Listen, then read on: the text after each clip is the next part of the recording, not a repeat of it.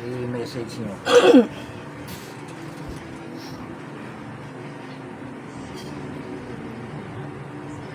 Oh, tama oh.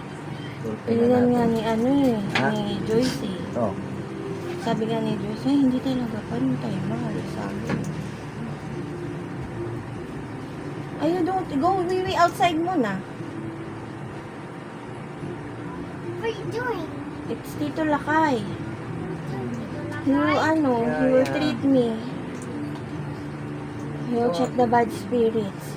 go outside, baka matakot Go ka. outside ka muna, anak. Ready ka na? Ate mukha mo oh. Ito po, hindi ko nga alam kung ano yan. May ano yan eh. Boss din.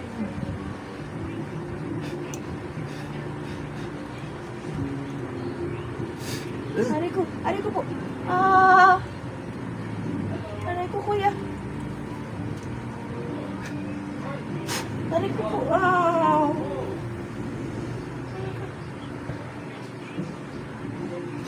Ah!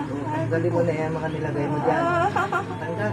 Aray ko po. Tanggal, tanggal. Lahat. Aray ko yan. Tanggalin mo lahat. Aray ko yan. Lahat. Oh. Nakapikit lang yan, oh. Ah! Tanggalin mo lahat. Lahat. Nang nasa katawan niya. Ah! Bakit mo ginawa yan? Anong kasalanan nito?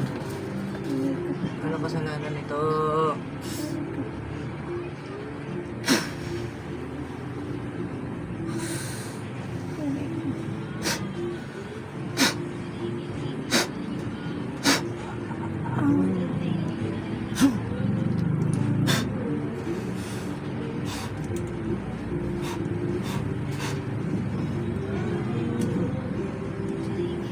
Babaw naman yun.